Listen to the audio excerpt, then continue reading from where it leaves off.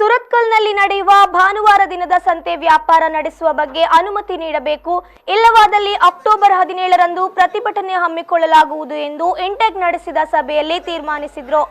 ಸಭೆಯಲ್ಲಿ ಮಾತನಾಡಿದ ದಕ್ಷಿಣ ಕನ್ನಡ ಜಿಲ್ಲಾ ಇಂಟೆಕ್ ಅಧ್ಯಕ್ಷ ಮನೋಹರ್ ಶೆಟ್ಟಿ, ಸುರತ್ಕಲ್ನಲ್ಲಿ ಪ್ರಸ್ತುತ ಬುಧವಾರ ದಿನ ಮಾತ್ರ ಸಂತೆ ವ್ಯಾಪಾರಕ್ಕೆ ಅವಕಾಶ ಕೊಟ್ಟಿದ್ದು, ಭಾನುವಾರ ದಿನದ ಸಂತೆ ವ್ಯಾಪಾರ ಸ್ಥಗಿತವಾಗಿರುವುದರಿಂದ ಕೇವಲ ಸಂತೆ ವ್ಯಾಪಾರದಿಂದಲೇ ಜೀವನ ನಡೆಸುವ ಸಂತೆ ವ್ಯಾಪಾರಸ್ಥರ ದೈನಂದಿನ ಜೀವನವು ಅಡಕತ್ತರಿಗೆ ಸಿಲುಕಿದಂತಾಗಿದೆ. ಸಂತೆ ವ್ಯಾಪಾರ ಮಾಡುವ ಚಿಕ್ಕ ಪುಟ್ಟ ವ್ಯಾಪಾರಿಗಳು ಅದರ ಆದಾಯವನ್ನ ಅವಲಂಬಿಸಿರುವ ಕಾರಣ ಇತ್ತೀಚೆಗೆ ಆದಿತ್ಯವಾರದ ಸಂತೆಯನ್ನು ನಿಲ್ಲಿಸಿರುವುದು ಸಾರ್ವಜನಿಕ ಬಡವರ ಹೊಟ್ಟೆಗೆ ಮಾರಕವಾಗಿದೆ. ಅಲ್ಲದೆ ರವಿವಾರ ಕಾರ್ಮಿಕರಿಗೆ ರಜಾ ದಿನವಾಗಿ ಅನುಕೂಲವಾಗುವ ಕಾರಣ ಆ ದಿನದ ಸಂತೆ ಬಹಳಷ್ಟು ಸೂಕ್ತವಾಗಿದೆ ಎಂದು ಹೇಳಿದರು.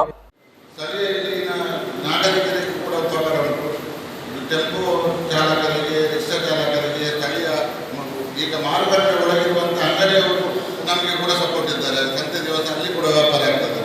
ಎಲ್ಲರನ್ನು ಒಂದು ಮನವಿ ಪತ್ರ ಮಾಡಿ ಎಲ್ಲರಿಗೆ ಹಂಚಿ ಅವರನ್ನು ಕೂಡ ನಾಳೆ ನಮ್ಮದು ಪ್ರತಿಭಟನೆಗೆ ಕರ್ಕೊಂಡು ಬನ್ನಿ. ಹಾಗೆ ನಮ್ಮ ಆಫೀಸ್ ಬ್ಯಾಲರ್ಸ್ನವರು ದಿನಕರ ಶೆಟ್ಟಿ ಅವರ ಮಾರ್ಗದರ್ಶನದಂತೆ ಸ್ಥಳೀಯ ಪರ್ಮಿಷನ್.